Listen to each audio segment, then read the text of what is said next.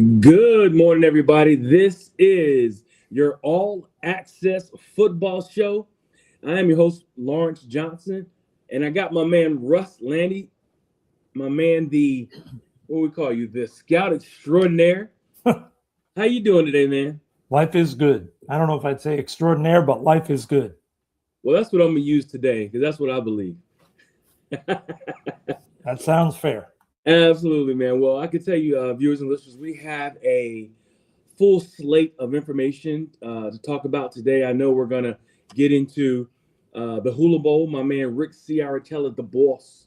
The boss is boots on the ground right now on his way to the American Bowl. He just finished up the Hula Bowl, and we have some information about the Hula Bowl. This will be a Hula Bowl recap show.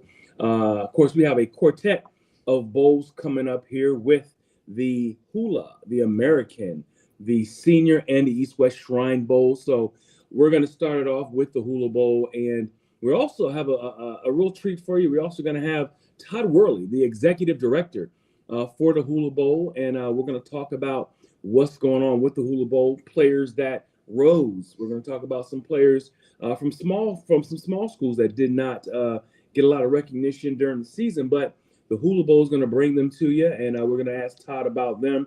We'll also get into some other situations about how the Hula Bowl is doing, because usually when you hear hula, we're talking West Coast Pacific in Hawaii. Now the Hula Bowl is in Florida, DeLand, Florida. So we'll talk a little bit about that as well. Then, of course, we do have the very talented young man, Elijah Green, coming on the line here, potential first-round draft pick, and we're going to interview him on the show. But let me let you come in here and get a little time here, Russ. Give me an idea. How was your week? What have you done this week, and according to All Access and football this week? Well, this is always, to me, the fun part of the season. The fall is the traveling, the going to schools, the watching film. The springtime you travel, but it's a lot different in that you're in the same city for 4 or 5 days. So it's a little less crazy than it is when you're on the road scouting for a team. And it's a great chance to get exposure to kids you haven't seen because you have your area. You haven't seen kids from other areas, and especially to see kids from smaller schools that maybe your scouts didn't get in to see. So it gives a great exposure. The ability to interview these kids, meet with them off the field, that's really the bonus. What you really want to see at these all-star games is a chance to get one-on-one time with these kids and then see which ones rise to the occasion. I will say there is always the cautionary tale of there are a number of players historically who go to these all-star games, have a great week, better than what they did in college, and then they flame out in the pros. And then you have other guys who go to these games and don't perform as well as they did in college and then become superstars at the next level. So you always have to take the performance on the field at the all-star games and those 3 practices and the game with a grain of salt. You don't want to put too much into a great performance and put too much negative into a bad performance. And just to give you an example, one of the best corners to play in the NFL in the last 20 years was Richard Sherman. And Richard Sherman showed up at the Senior Bowl. He was a late invite, so he missed day 1. He showed up in his 2 days at the Senior Bowl really rocky, really struggled, partly because he was a late ad, partly because he only played corner 1 year in college. So he really was up and down during the 2 days there where he was out actually practicing in pads. And I think that week, combined with it was his first year playing corner in college, so there were a lot of ups and downs on the field, led to him being a 6th-round pick, even though he had the length, the athleticism, obviously the intellect, the instincts, the intangibles, to be a truly great player at the NFL level. But his bad few days at Mobile, I think, definitely got the attention of some people and made people a little cautious about would he be able to make the full transition to corner after only 1 year in college. So you always have to be cautious about putting too much weight in these all-star games in terms of on-field. What you get are the interviews, the personal time you get with these kids. Sometimes you can get as much as an hour or an hour and a half if there's an individual kid your organization really is intrigued by and wants to know more about. you can pull a kid aside after practice and set up a 1 hour, hour and a half meeting and really sit down and get to know the kid. So that's where these all-star games are so valuable, is that one-on-one time with either your scout or a position coach. If it's like the Senior Bowl, the West Shrine, where a lot of the coaches go, that one-on-one time to interview them, it's so valuable. Well, for me, I know every time I've done any kind of a all-star game, I think it's worth the price of admission. First of all, to watch Without question that many talented young men on the gridiron and getting at it. But also, it is, I'm not gonna say it's their last stop, but it's truly do or die. You know, and you truly, you know how, you know, a lot of folks have kind of soured on, hey, it's the NIL, it's the transfer portal, it's about money and all that. I tell you what, when we get to these bowl games, oh no, it is a game where, and it's an opportunity for these guys to really get into the nuts and bolts of football again. And it's not about anything else but that. And it's also, for a lot of them, the last chance they're going to put the pads on to impress the pros. Yeah, it's not going to be about testing at the combine, testing at a pro day, at an individual workout. It's 3 days of practice in pads, one game. It's a chance for those kids. And I know for me, when I played, not that I played in college, but in high school, like when you put the competitiveness, that's what teams want to see. They obviously want to see good performance, but they want to see, how do you interact with other people when you're on the field in practice? How do you take coaching, and do you compete? Does it matter? Some guys are just not really competitive guys, and that shows in those practices because they don't care. Everybody can get up for a game. It's how do you do during the week of practice? And that's what teams like to see. Some big school guys that are really hyped up go to these games and almost sleepwalk. And teams get very concerned about guys who do that, because how are you going to do when you're at the pros? Are you going to grind every day? Or are you going to sort of put your feet up and wait till game day and then try to turn it on? So, yeah, it's a great opportunity, and it's the last opportunity where they're in pads doing actual football stuff as opposed to testing and drills. Absolutely right, brother. And you think about, you know, a lot of these kids are going to, you know, fill rosters. These bowls are, you know, you only have so many draft picks throughout, you know, these, you know, 1 to 7, but rounds. But when you get into these all-star games, these are the kids that fill out your roster. Mm-hmm. These are going to be some of your UFAs that are going to sign, that are going to make differences. These are going to be your second and third string guys, a lot of them. So this is when you build your roster out. So whoever can master this portion of scouting are usually the teams that build strong roster and in turn builds championship programs. So, yeah, I think to your point of back end of the roster, one of the things I was taught early in my career that I think a lot of people on the outside don't always think about is, yeah, the first round picks, the guys that are your stars, they're important, but you can't just improve your team at the top. A good team is looking to, hey, who are the guys on our practice roster? Is there somebody out there better we can improve and upgrade there? Or can we upgrade the 53rd guy or the 47th guy that's active on game day? Can we improve our teams by being better at 47 than the other team? And teams that go to these all-star games and take it seriously may look at an undersized linebacker or a safety that's sort of a tweener and say, well, we don't really know where he fits on defense, but this guy in our eyes is a plus or a +2 on special teams. So he's going to be able to make the active roster and upgrade our special teams, because special teams is 33% of what goes on. And if your teams aren't good, and the Rams are a great example, they do a great job of identifying later round and free agent guys that excel on teams. And that's part of why the Rams special teams have been so good for about a decade, is they really, under Les Snead, to put an emphasis on grading every possible prospect that they're considering just on special teams. So what you're talking about there is the back end of the roster.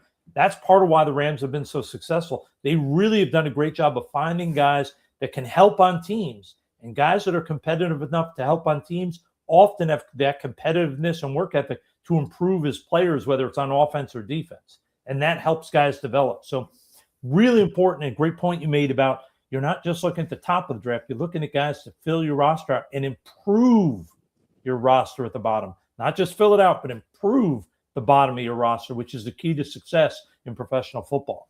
That's right, sir. Now I am getting ready for my guy Todd Worley, executive director for the Hula Bowl. Getting ready to bring him on here, and of course, this is, like I said, bowl All-Star Bowl season. Like I said, the quartet of the bowls, but this is it. The Hula Bowl gets it first.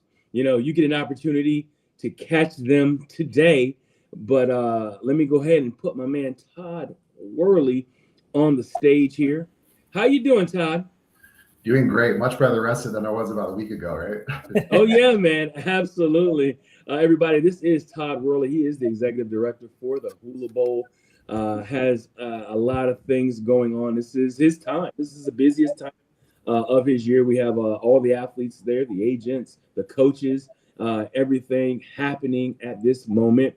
So, yeah, we're going to give you some time, and we want to just kind of get an idea of how are you doing, with this Hula Bowl. I know there's been some things going on, but kind of give me an idea and tell me how things are going at the Hula Bowl right now. Of course, it's in DeLand, Florida. Usually it's in Hawaii, out in the Pacific, but I actually like having it here in Florida. Gives the kids more access. I just feel like it's East Coast bias, I guess is what we're gonna call it. Being a Hampton Road 757 guy. So talk to me, man. Talk to me, brother. Yeah, I thought it went really well. Obviously, we had our game a week ago today, and just so many people showed out. So obviously, a ton of scouts were there, and I heard you guys backstage and what you guys said about All-Star games, the value of them for a player, the opportunity for a player. You were spot on with everything, and so many of our guys seize that opportunity and really help themselves. And it was so cool to see just to play a role and being a part of this process to where they improved their draft stock. They definitely did. A lot of guys did, and because I think your college film is really important in the evaluation process, but this is an opportunity where everything's apples to apples. Like you're all playing in the same scheme, coached by the same coaches on the same field, against the same defense, against the same offense. Everything's the same, and so now there's no hiding anymore, right?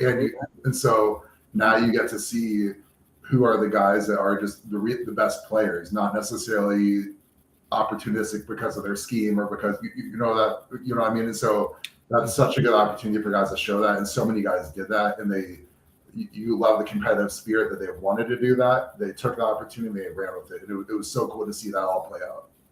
Well, like you said, everything's kind of vanilla. I know that there's some rules. Maybe you can't blitz certain ways, or kind of give me an idea and tell me and fill me in on how that, because I know sometimes you can't like send like a certain type of fire blitz, or you can't, you know what I mean? Kind of give me an idea of how some of those rules translate from a regular game to an all-star game, college football.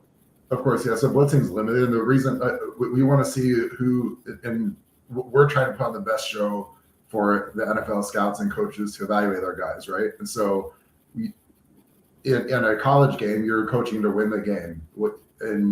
So you're going to call the right blitzes at the right time to win the game, okay? And obviously you want to win an all-star game, but the whole purpose of the all-star game is the evaluation process. And so we're trying to see who makes plays because they make a play, not because they were schemed into a play. And so, or the opposition missed on a pass protection check and blitz, and that's why you made it. And so it's really geared towards just putting the most accurate and efficient evaluation on display for the clubs you're watching. Now, for people who don't know, Todd, you guys had some pretty, at least in the football world, famous people coaching, which obviously having those guys coaching people with NFL experience, one of the great things is now if someone wants to know about and if I mispronounce his name, Robertson, the quarterback from Monmouth, if an NFL team wants to know about him, they have a guy who coached in the NFL, who spent the week with him. And now they can say, what is he like? Can he learn? Can he pick up what we need? Or, hey, no, he can't. So that's what you really want to find out. And that's part of what these all-star games bring. And you guys were lucky enough to, I'll let you tell everybody, but have two sort of legends coaching there. I'm so glad you said that. I'm not aware of an all-star game ever having a coaching roster for both teams as stacked as this was. These guys were amazing. And so John Gruden and Jay Gruden were the two head coaches. We also had John Fox, Jack Del Rio, John DiFilippo, Ray Horton, Ron Zook. The list goes on. And so to the opportunity that our players took to learn from these guys, and I'm going to get into that a little bit more in a second, but just an amazing opportunity just in that week to improve in that week. That's one reason why I think a lot of our guys improved so much. Then, like you said, now that the game has ended, now the connections that these guys have, incredible. And so many connections all over the league, so much influence all over the league that our coaches have. And so in terms of when they put their stamp of approval on a guy, that means something. And so now our guys get to benefit off of the hard work they did, the way they impress these guys, the way they show they can learn. And so most all-star games, you're going to see, you often see a defensive struggle because it's hard to put in 3 days of practice. It's hard to get some continuity on offense, and you've got guys rotating in. That's really hard to do. And so we had 8 QBs, and the way that all 8 QBs acquitted themselves well on game day was unbelievable. And it speaks to obviously the talent of the player, the preparation of the player, but the coaches like to get one QB ready in 3 days with a brand new roster around him, brand new scheme, brand new facility, everything like that. That's a challenge. These coaches each got 4 QBs ready. Unbelievable. Just unbelievable the way they did that. And then also speaks to our scouting staff. I think just to identify the right guys that can come in and make plays and learn quickly and process quickly. You know, I'll add that one of the neat things, and you mentioned obviously John and Jay are the names in terms of the head guys, but having coaches like Coach Fox there, one of the things I don't think people understand that makes it so great is if I'm a team, I'm not speaking to just a college coach who may well have been very successful at whether it's in Arkansas or UCLA or whatever. I'm talking to a guy who's been there and done that in the NFL, and I can say, hey, coach, I know what you guys did at this game. You may have run a 43 and primarily use over fronts or whatever it may have been. But for us, this is what we're doing. And John's going to be able to say, hey, you know, this kid you're asking about, he's not going to fit that. Here's where he's going to fit best. Here's what he's going to do best for you. And he can really break it down, as can the rest of those coaches, because they've been in the NFL, to really help the staffs identify which guys are going to fit what they're looking for. Because we all know that it's not always about, hey, getting drafted the highest. It's getting drafted in the right place where you're going to have a chance to succeed.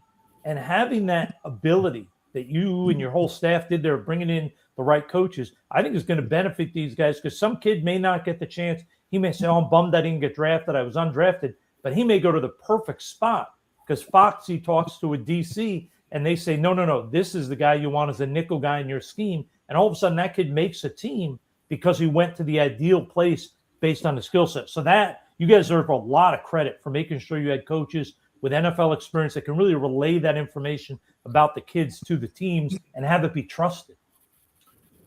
Everything you said, I can't completely echo everything you said. I mean, that's so valuable. And there's no, you know this, like there's a very seldomly are you going to have any sort of consensus just within one building, let alone 32 teams on where they see a player fitting, right? Like some teams will see a guy as a day 2 guy, another team sees him as a free agent. And that happens all the time. So very few guys are going to have 32 teams that like them the same way. So to have that opportunity to really understand where the fit is the best and get to the right place at the right time, that can mean the difference in you know, washing out of the league quickly versus having a 12-year career. Sometimes it really does come down to that. And so like you said, just having the guys that our players, the coaches that our players were able to work with, and then the connections those coaches have and the influence those coaches have, I think that's really going to help these guys land in the right spot and really elevate their career.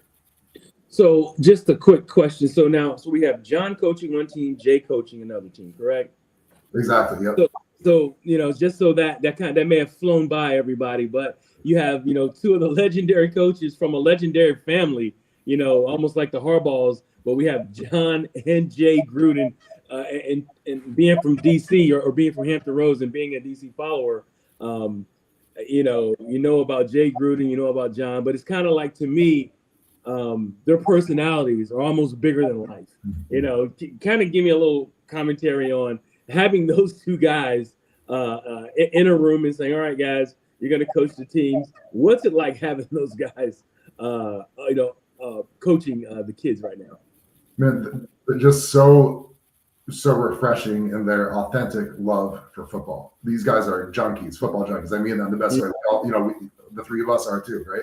And so they love the game. They love coaching the game. They love working with players, helping players develop, and teaching. And then that's what it comes down to. And so seeing them in their element and really excel at that. And like I said, that if you saw it on display, having to get 8 QBs ready to play, to get you're mixing and matching the offensive line, the receivers, all that. That's nearly impossible to do. They did that. It was just an amazing display of coaching and the love for the game and that passion for the game. That is, if you're a player, like what else would you want? That's exactly the type of coach you want to play for. And our guys had the great opportunity and they ran with it. I love that for them, man. I really do.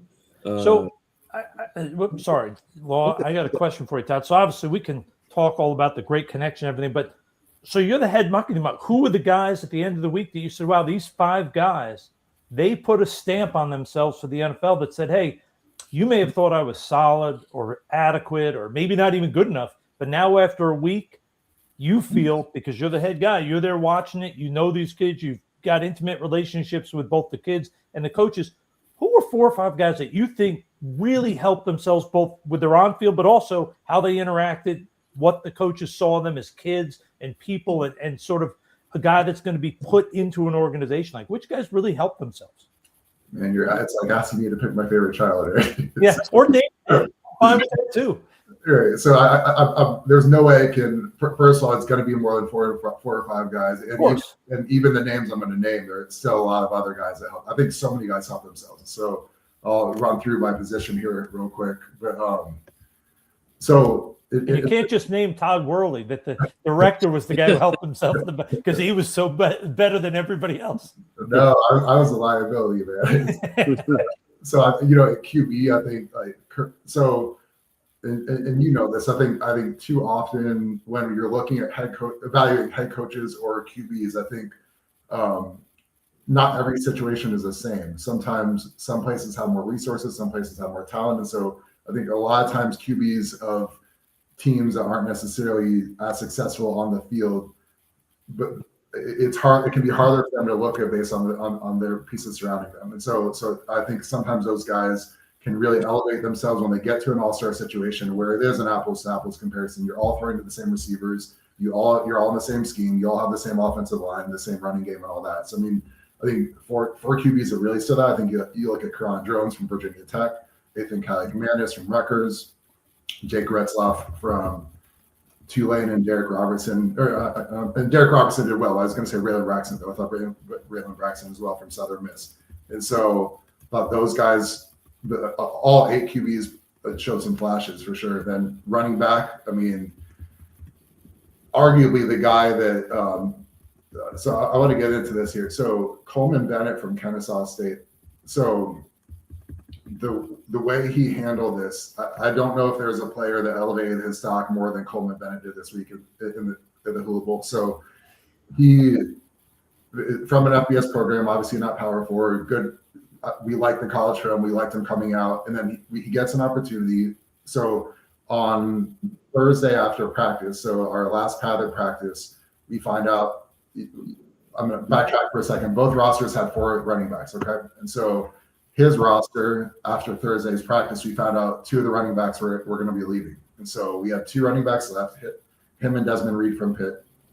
And so, there's a thought, the other roster still had 4 running backs. Do we maybe, because you're trying to get through a game and make sure there's not too much, make sure you have enough depth to get through a game. And so there's a thought, do we maybe take one running back from the other team and put them on Bennett's team? And so, but credit to Coleman Bennett and Desmond Reed, those guys embraced it. They said, we're not scared of competition. We want more reps. We want to show what we can do. And they did. And Coleman Bennett was an absolute monster in the game. And so showed just the patience, the vision, but then the explosiveness. When this kid sticks his foot in the ground, he's an impressive guy. So thought he really elevated his stock. And then I think, Dean Connors from Houston, another guy that looked really good during the week and helped himself.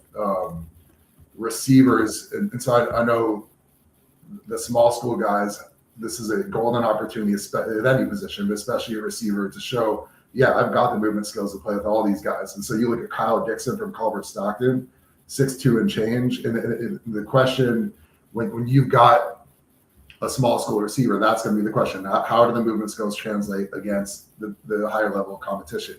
He played in NAIA in college, and then did not skip a beat when he came to us. And from his very first rep, this guy can play, has the movement skills to play at the next level, show that. And that's exactly what an all-star game is for a player like that. He took the opportunity and ran with it. And then you look at other receivers that stood out. Jalil Farouk from Maryland, Junior Vanderos from Toledo is an absolute nightmare to cover in the slot.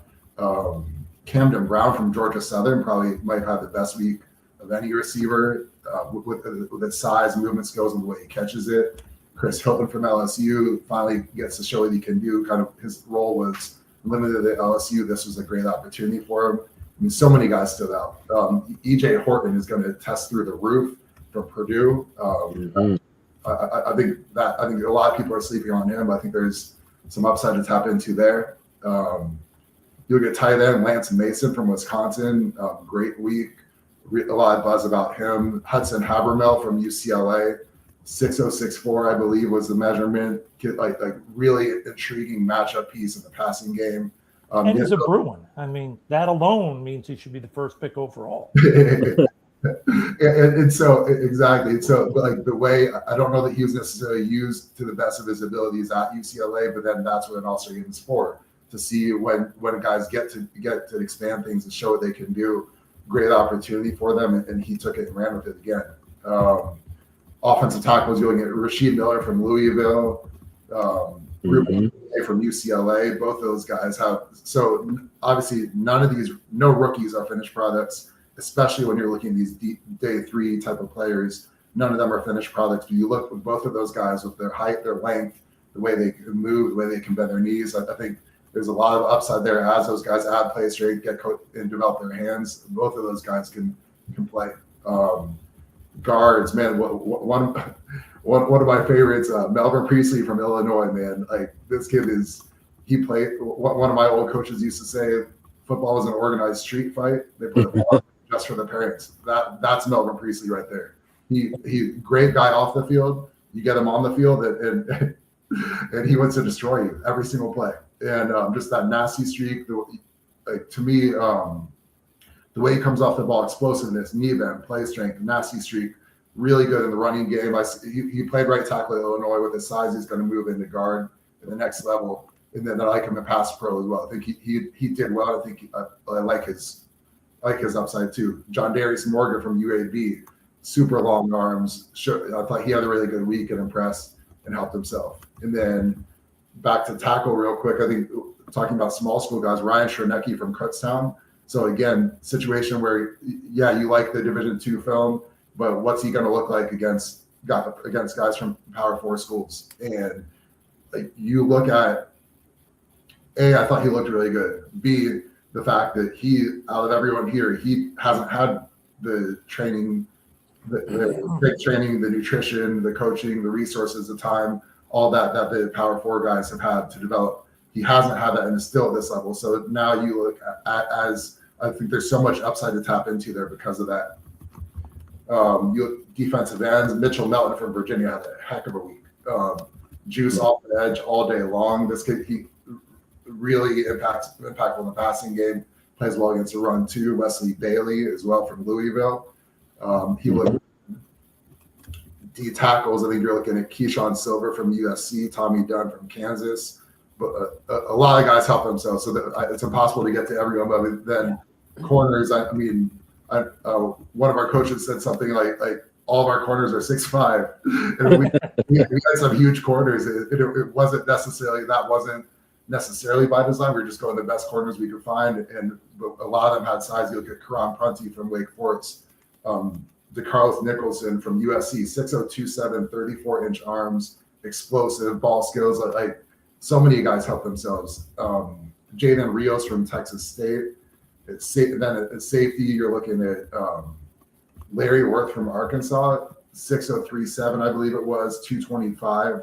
A lot of teams you guys were touching on earlier in terms of some guys that might be one guy might be slotted as a safety for one team, a linebacker for another team. Mm-hmm. It's an example of a hybrid type that this kid's just a football player. Where you want to put him is going to be scheme dependent, but you want to talk about value on special teams. And I mean, you need him in your building, you need him on your club. He's going to make your club better. And then if he's a better fit for you on the back end, that's great. Or maybe it's a linebacker. Maybe that changes play by play, game by game, season by season. But I mean, he is a really intriguing piece.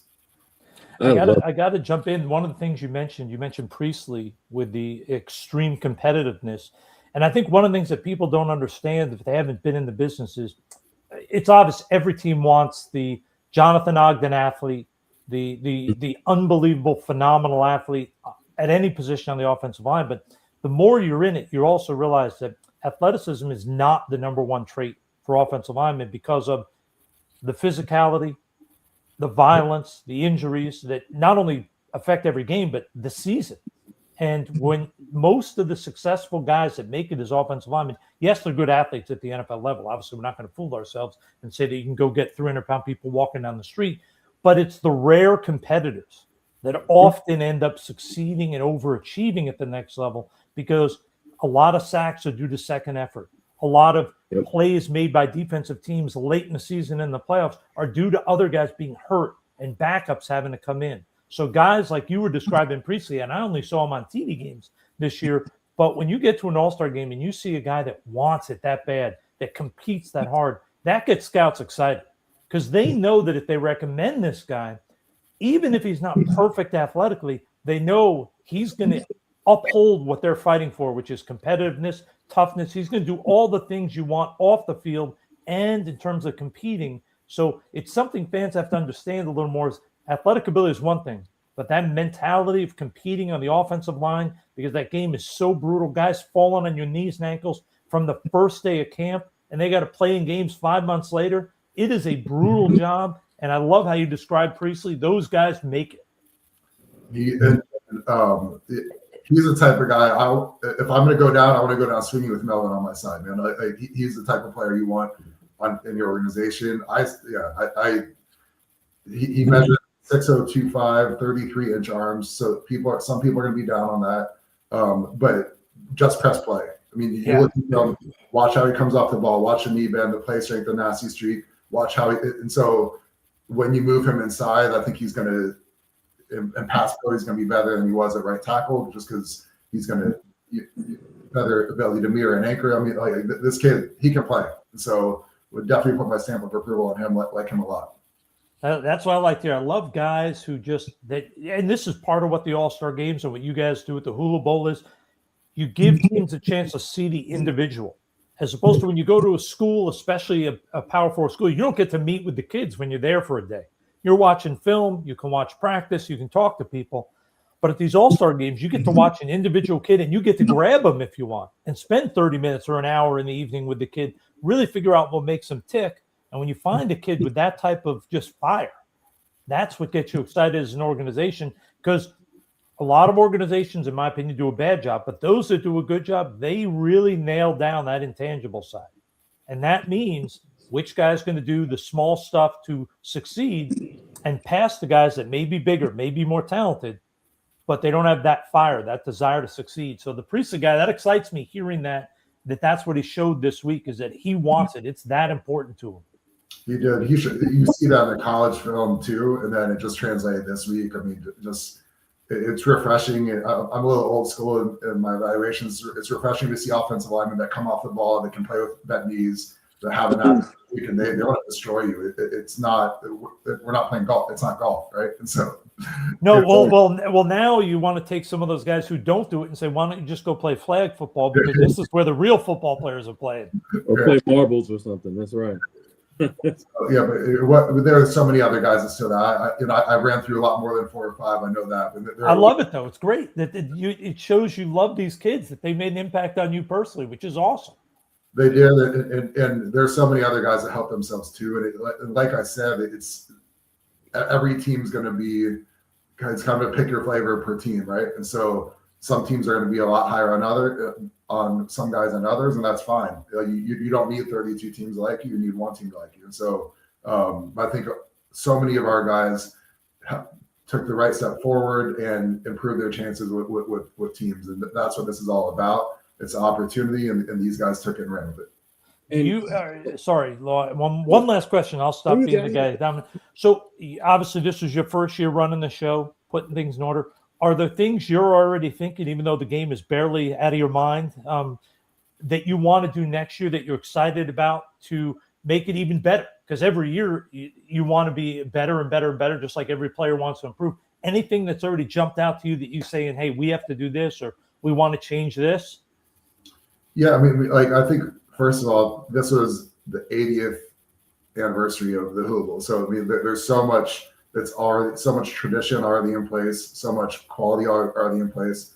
As a scouting staff, we got started really late in the process. We had our first staff meeting on October 1st. Oh, wow. Which is so to put together the talent that we had that late in the game, I thought was remarkable. Speaks to the guys we have on our staff and the hard work, the relationships, the ability to evaluate and just put your nose down and get to work. And so I think starting earlier is going to be a huge benefit for us in the future. And then obviously, like my first year through, obviously there are things we can improve operationally, like every organization can, and just really seeing firsthand what can be tweaked. There's so much opportunity to improve everything. And so I loved what we did this year, and I think the sky is the limit to keep building this thing.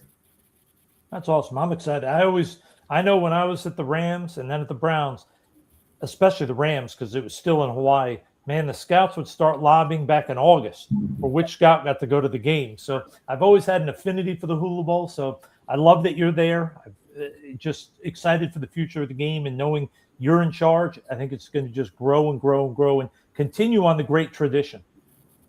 Thank you. It's been a blast, and it's been a whirlwind. Like the last several months have just flown by. But yeah, it was so cool to see it all come to fruition. And then the actual game itself, where we have most All-Star game, I love defensive struggles when it's because the two defenses are great, but when it's because the offenses are disjointed, that can be frustrating to watch, just as someone who loves the game. So in our All-Star, having an All-Star game where the offenses were on fire, having QBs throwing strikes, short, intermediate, deep, processing quickly, receivers making great catches. I mean, like you rarely see that in an All-Star game because you've got 110 guys just dropped into a location, brand new coaching staff, brand new scheme, brand new everything, and it's almost impossible to get that to create that continuity and chemistry that quickly.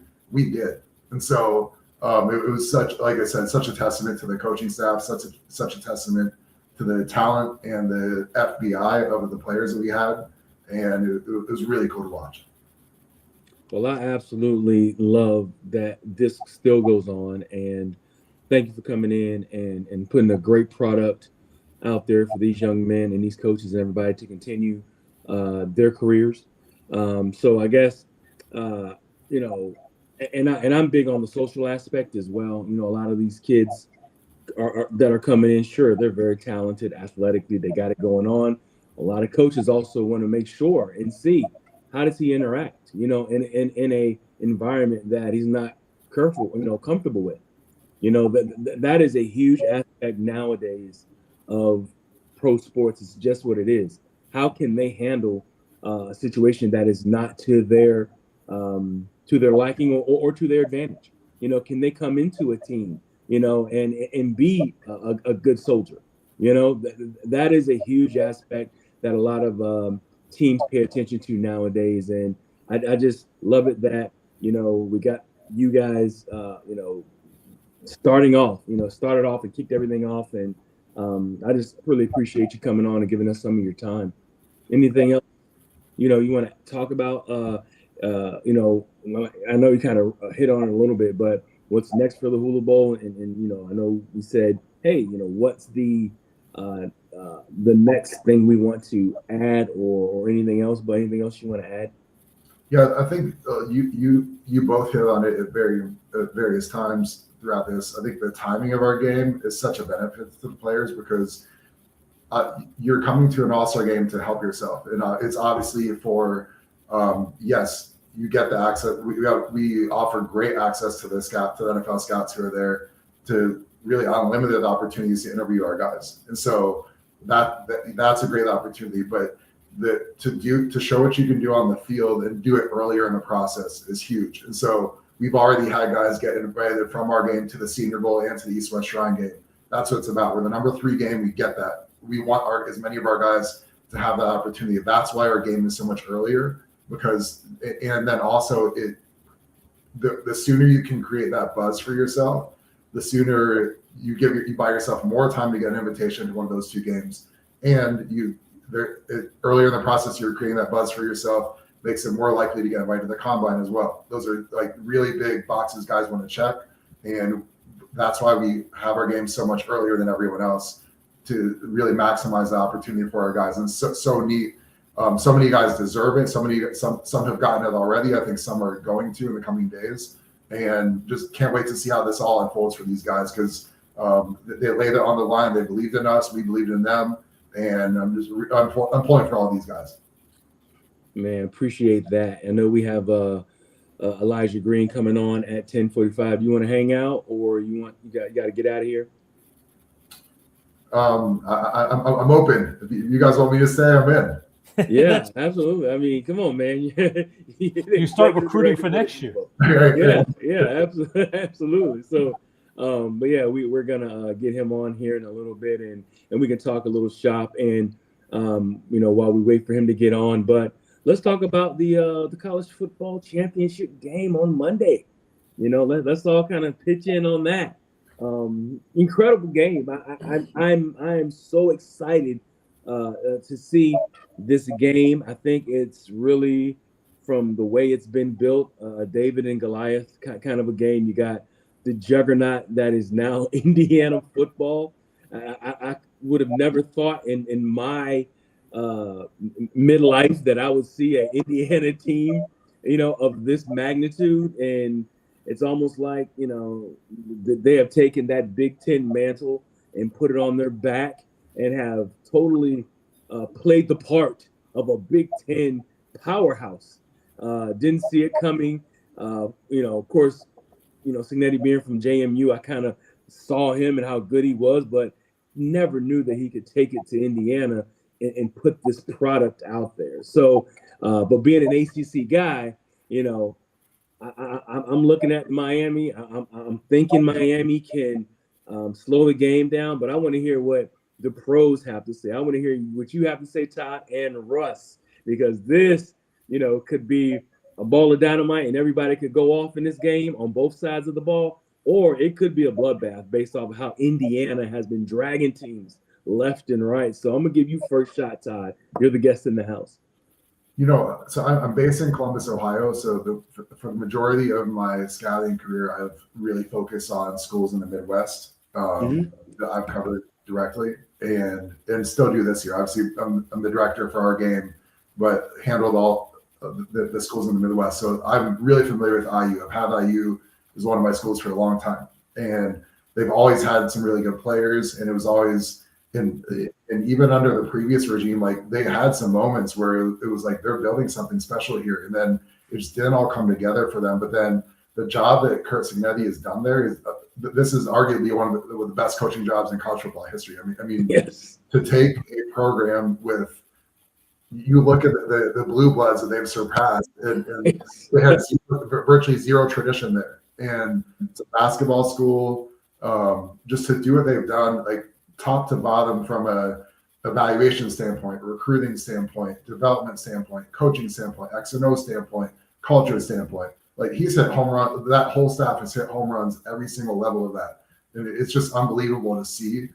Such an amazing story. And then you look at Miami. Yeah, they've had tradition in the past, but the fact that they've been able to rebuild it, and then it's not always about college football with the CFP is becoming more and more like the NFL, not like the NFL completely, but where it doesn't necessarily matter who's playing the best football on October 15th, who's playing the best ball in late December, early January. And so that's what Miami's done. And just like Ohio State did last year, they played their best ball when everything was on the line. That's what Miami's doing. So, and that again speaks to the culture of the program, the talent they have there, the way they coach those guys up, the way they believe, and the chemistry they have. And so, like, two amazing stories in different ways. So much fun to watch without having, obviously just loving to watch good football and organizations that run really well. And these are two great models of that. Let me get your evaluation, if you can, really quick there, Russ.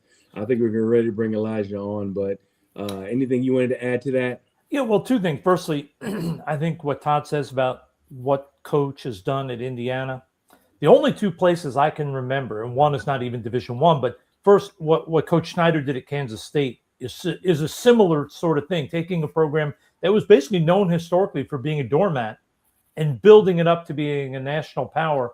And then I know no one else is going to know who this is, but Coach Churchma took over Northwest Missouri, and they'd won one game in the prior 4 years he was there. And Coach won like 6 national championships in 13 years.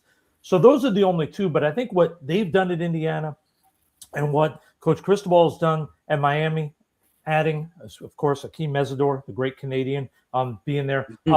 And I think it's also proof of sort of the old NFL mantra that quarterbacks with experience have value. And I think Carson Beck went through what he did, gets to Miami. He's playing the best football of his career. And if you look around the NFL, you have players like Sam Darnold and Baker Mayfield, who were young when they got in the league, didn't work out initially, but after they've gotten experience, they've succeeded. I think NFL teams are looking at Carson Beck and seeing this guy may be what he thought he was. We thought he would be 2 years ago. He's starting to play like an elite quarterback. So I'm just really excited. I have a feeling Indiana's going to win, but I think it's going to be a fantastic close game.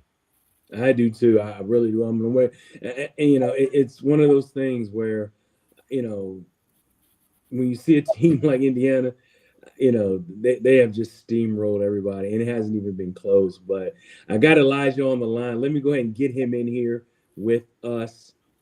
Here we go. This is my man, Elijah Green, in the building. How you doing, Elijah? How y'all doing? I'm good, man. Just enjoying my Saturday, man. Well, I can tell you this. I am definitely excited to have you on the line here with us, everybody. This is Mr. Elijah Green. Is it junior? How y'all doing? Yes. You saying? Oh no, I'm not a junior. No sir. Okay. No sir. Okay, Elijah Green, senior. Is 6'2", 195.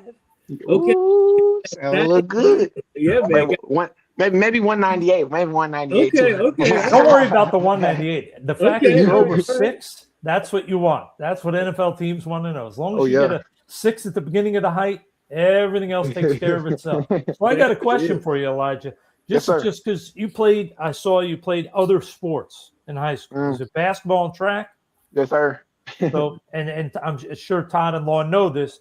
88% of NFL players played more than one sport in high school. So it's a huge thing. So when you play those other sports and look back, what do you think those other sports contributed to your success as a football player?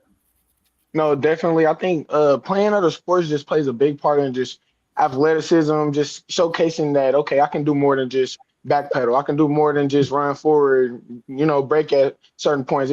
That basketball aspect, my coach used to always come watch me play. Coach Francis, he came watch me play. He like, okay, I like the way you slide. I like the way you jump. I like the way you go up and grab the ball. You see those type of attributes when you're watching basketball games. You see those type of attributes when you're watching track. You see breakaway speed. You see acceleration. You see the way the mannerisms of the player. And it's just more than what you would see when you're on the football field. And obviously, track speed is different than like translating to football speed, but it all kind of goes in the same boat, I got to tell you and I'll let you guys jump in and you can do, but I've asked a lot of people that question, Elijah. You were the first one who actually broke down the skills that people see. And I love it. That's great. How observant you are of what's going on around you. That's awesome, Elijah. I love the answer. Yes, sir. I really peeped that as well. I was like, wow. I said, he's going in detail. We love to hear the detail, man. And, going over some of your numbers, man, your first team AAC, the year had a tough year, but, you still excelled, which means it shows a lot for your character. But you had 59 tackles, 12 PBUs, 5 ints, 2 tackle for loss. I mean, it looks like you can kind of do it all, man. I mean, I'm and I'm not trying to put you in a box here, but, some folks say, oh, he's a cover 2 guy. He's a man-to-man guy, a shutdown Kind of give me an Oh, idea yeah. what your game is like. You know, we want to hear this from you. Nah, as a corner, the way I was taught to play, I just started getting into it. Let me say about a year and a half ago. Like coming in college was my first like year playing corner.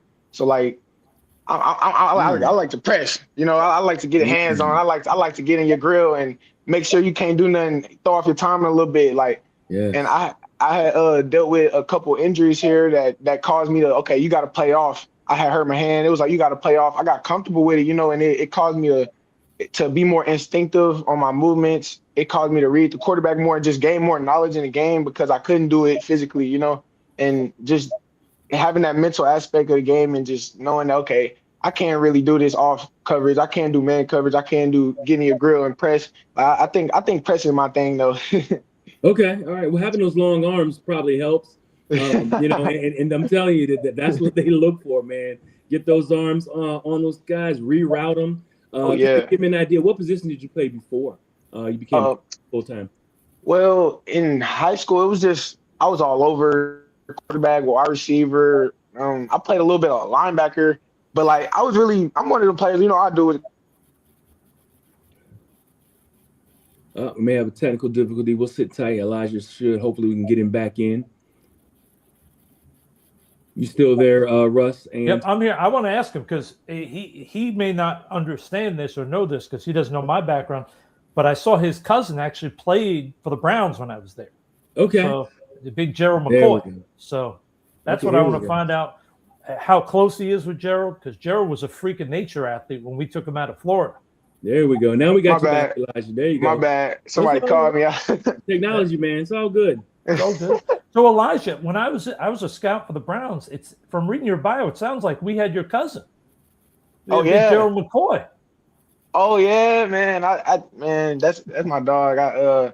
I just started getting recently like tapped in with him and just texting, going back and forth with him. But like he gave me a lot of knowledge about the game and just, you know, give me the business, you know.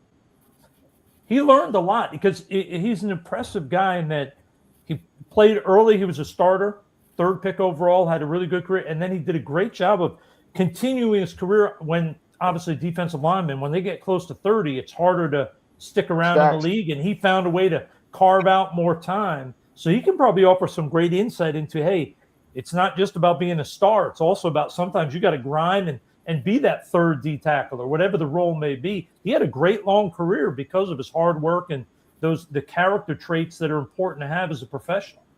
Oh yeah, I definitely think it's important to have those character traits. Definitely from the aspect of just recovery, you know, like I definitely got big into that this year. Like freshman year, I was very like, oh man, I ain't going in that training room. You know, I'm not wasting my time, you know. But then I seen that it was very big, very pivotal for like just the upkeeping of my season. You know, I'm halfway through the season. I'm like, damn, I feel good. I feel way better than I did last year, just mentally and physically. It puts in your head, okay, I feel way better than I did last week. I feel way better than I did week 1. You know, like just keeping that consistent. Going to the training room when nothing's wrong. Like I go whenever I don't feel nothing. I go when I do feel things, you know, and that really does help me out a lot. Awesome. Yeah, I'm gonna. I got some rapid fire questions for you. Oh yeah. In a little bit, Yeah. but I'm gonna give Todd an opportunity. Todd is the Hula Bowl executive director. I want to see if there's anything that he wanted to talk with you or ask you any questions about. Yes, sir. Yes, sir. Elijah, this is fun, man. It's a pleasure to meet you virtually. And question for you: when you guys go, obviously you have a really good program at Tulsa. You guys are really competitive year in and year out. When you play against, I believe you have Arkansas and Oklahoma State on your schedule for this year. Is that right? Yes, sir.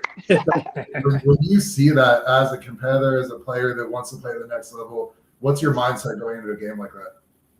You know, great question, and it's a pleasure to meet you as well. I'm never, you know, this is a great opportunity, but like you said, going against them, just you circle those games because you don't get to play them every week. You know what I'm saying? Like being in the SEC, being at these big conferences, you play week in and week out. You play great talent, and they may try to put that in your face in the long run, going you know, in these conferences. So being able to play a SEC team, being able to play a Big 12 team, it really does.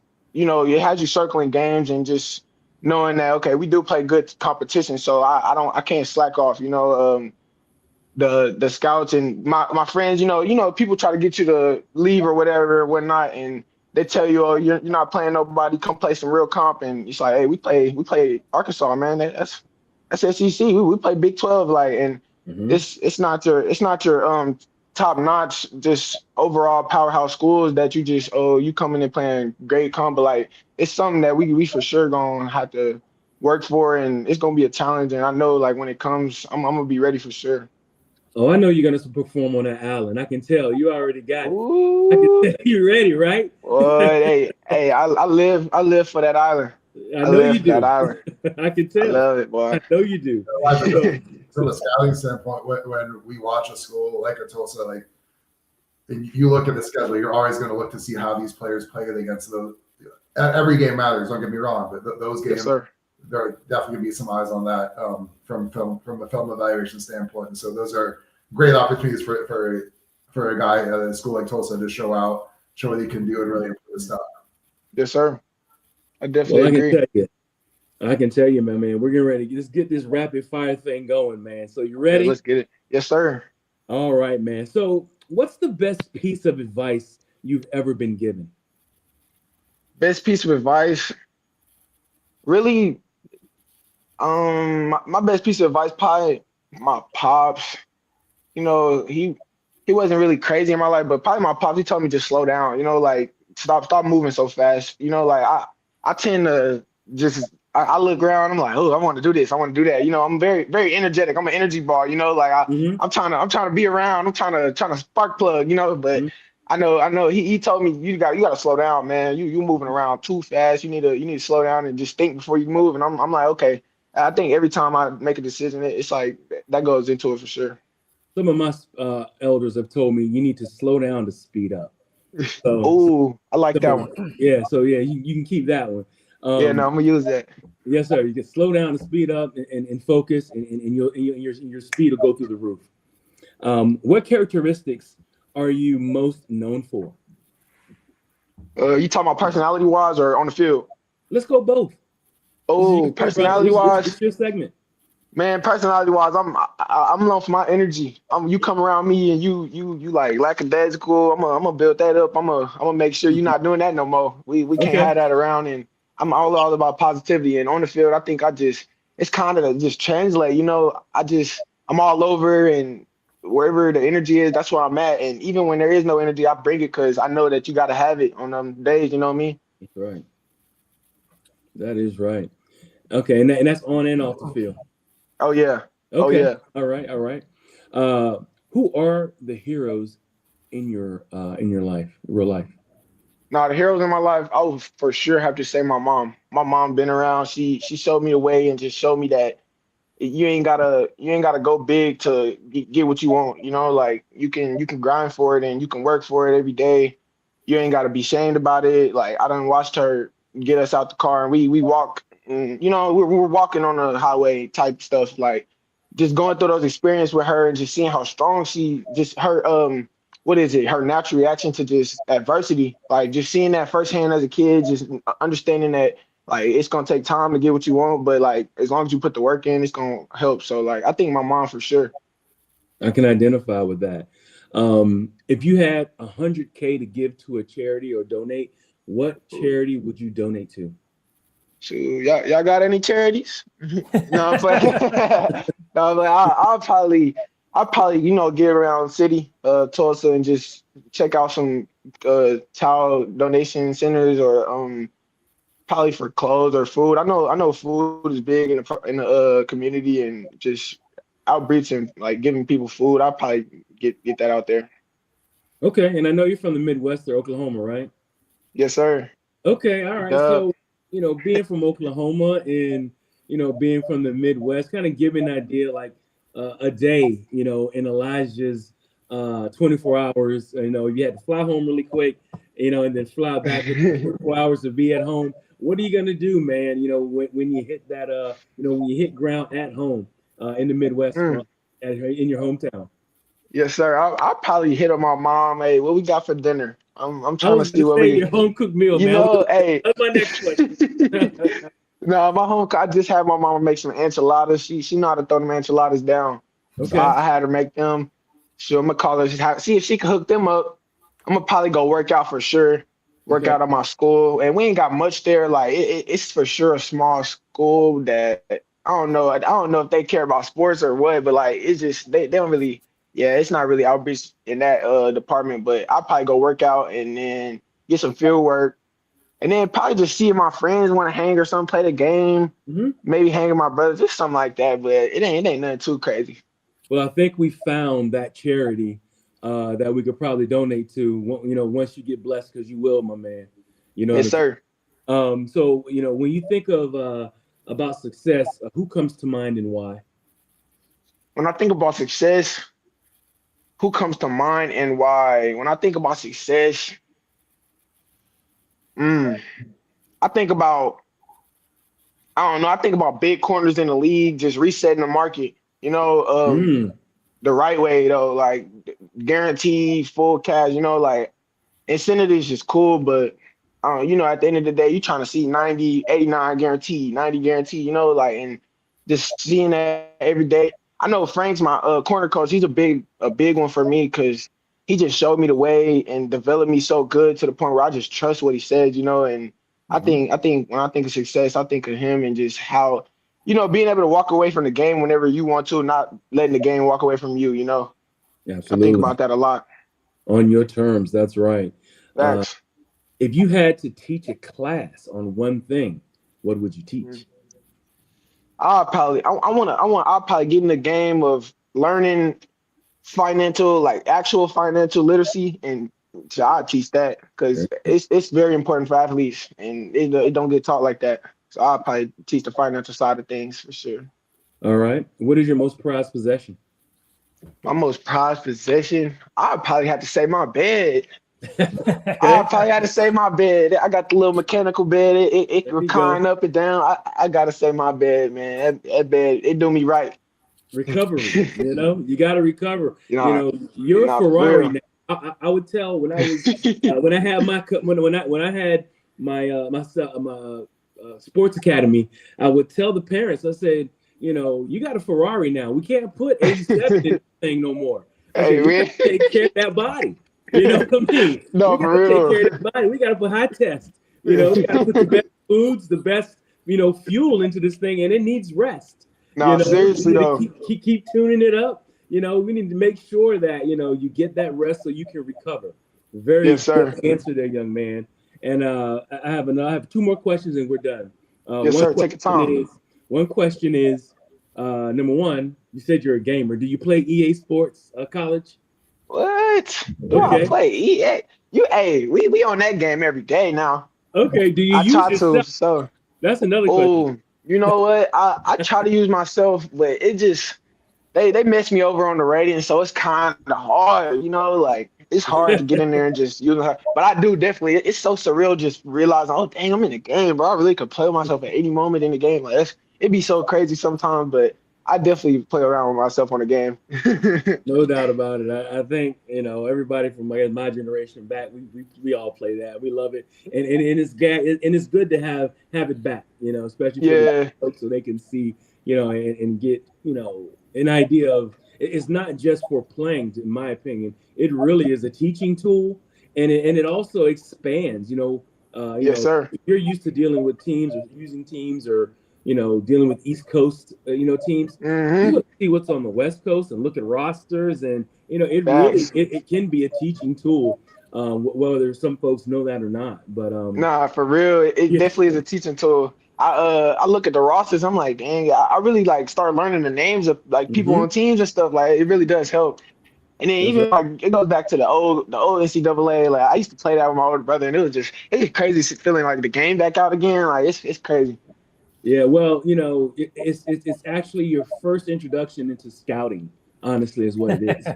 So now I'm serious. So now when you're done playing, you'll have already a leg up because you've already kind of scouted already. Kind of already know how to do it. Yes, sir. Yes, sir. So here's your last question. Um, who is your or what is your favorite superhero or supervillain? Ooh, my favorite superhero, supervillain. I I'm gonna have to go. My favorite supervillain, I'll probably say Joker. He's so energetic and just he got that mindset that just hey, I get what I want and I'm gonna kill, like and that's his mindset. He don't cut no corners. He gonna do what he gonna do and you know what to expect from him. You know what I mean? Like he consistent. So like Mastermind. I no seriously though, he think about what he does and he gets by. Like I really think Joker is big for me. Yeah, man. Yeah, mastermind. He knows things before they happen. No, That's hey, seriously. that's what a quarterback has to do. You got to know before things happen, my man. Yes, sir. I can tell you. But is there anything that you guys want to say, Todd and Rush, you want to ask Elijah? I think we covered everything, man. It's looking forward to checking you out this fall, and then just prepare. Work hard, prepare every day, and take it seriously, which it sounds like you are. And just keep improving every day. Buy into the program, buy into the coaches. Just give everything you got every day. It sounds like you're already doing that. Yes, sir. And I appreciate that. Yeah, you're on your way. I just want to pass along one little thing because you mentioned the thing your dad said and Yes, Law sir. about taking it slow and not rushing. There's a famous quote by possibly the greatest coach in the history of sports, John Wooden. Oh, He would yeah. always tell his players, be quick, but don't hurry. And if you, Ooh. just like your dad said, and that took me many years to Okay. realize what he meant, but if you take that Be to quick, heart, but don't hurt. yeah, it's a great acronym sort of thing to keep in your head. And you're a bright young kid. You got a great future. And I will tell you, because I know you came on here and Todd and myself and Law have a lot of experience. If there's questions that come up the next year that you just wonder about what you should be doing, who you should be talking with, you can reach out to any one of us. We all will be happy to hop on the phone, text, email, whatever, and help you if there's any decisions you just need an outsider's perspective on. Okay. No, I really appreciate that hospitality. Y'all been nothing but respectful to me, and I can't thank y'all enough for having me on. Seriously. Well, we Yep. got to be. If we don't, you'll send Gerald out. He'll beat us to death. So that's all right. Man, nah, man. Well, if there's any like Russ said, anything we can do, let us know. I will, we'll stay in contact with this, with you. You're coming up. Looking forward to great things, good things from you. And Yes, sir. thank you for coming on, Elijah. No, I appreciate it. You said what? So, is there any handles or any ways you want followers, viewers, and listeners to keep up with you? You want to give out? Oh yeah, my Instagram is Elijah.G13. And you'll see my picture when you type it in. My Twitter is Elijah_Green1. And that's it right there. But I appreciate y'all for having me on. I appreciate it for real. It's a great opportunity. God bless. Rain came. Yeah, hey, look, we gonna have you back on. Don't worry. We're gonna get you back. Yeah. Man. Nah, I look forward to seeing y'all again. Yeah. Come next year. We can get you on. Maybe before the year starts. But maybe when you're down at the Hula Bowl. There you go. Hey, we're gonna pop out at them bowls. That's right. We're gonna shut some mouths and we're gonna open some eyes. That's right. That's right. Well, thank you, Elijah, for your time, and we'll be in touch. No, thank y'all for y'all time. I appreciate it. You got it, Elijah. Have a good one. Thank you, Elijah. Y'all as well. Bye-bye. All right, everybody. So yeah, what an amazing show, guys. I can tell you that was awesome. Incredible young man right there. And it never ceased to amaze me that how many young men are coming in like him that are just grounded, smart, dedicated to the craft. It's I love it. I love to see it every day, man. It just gives me energy, gives me inspiration. And they understand that this is not something to play with, and they take it, this as a business moving, in every direction that they go. Yep. But it looks like we're getting to the time here. But go ahead. What you got, Russ? I just want to thank Todd for coming. Hopefully we got Elijah all set to come to the Hula Bowl. And I'm sure we'll all be in touch. This was a great show. Thank you, guys. Absolutely. Thank you as well. Anything you'd like to say in closing, Todd, as well? Man, thanks for having me. What you guys do is just the people who love football, like, why would you not listen and watch the show on a regular basis? And it's so cool what you guys do. Such a great product. The fact that it's offered and you guys work hard to bring great guests on, with the exception of today. And then No, but what you guys do is awesome. So it's been a joy to be on here, and I wish you guys the best. Absolutely. Thank you so much. And I can tell you, this has been a great show for us. And like I said, All Access, make sure you sign up for All Access Football for an account there. Also, NFL Draft Bible, we are putting it all together, getting ready for the draft in Pittsburgh. Make sure you stay tuned for that as well. I am Big Law, Russ, and Todd. We are out for the day. Make sure you get out there, watch some football. You know, this is we're at the end here. You know, we're gonna have to go through that desert of no football for a while. So make sure you get out there, watch some football, and God bless everybody. Thank you guys. This has been All Access Football.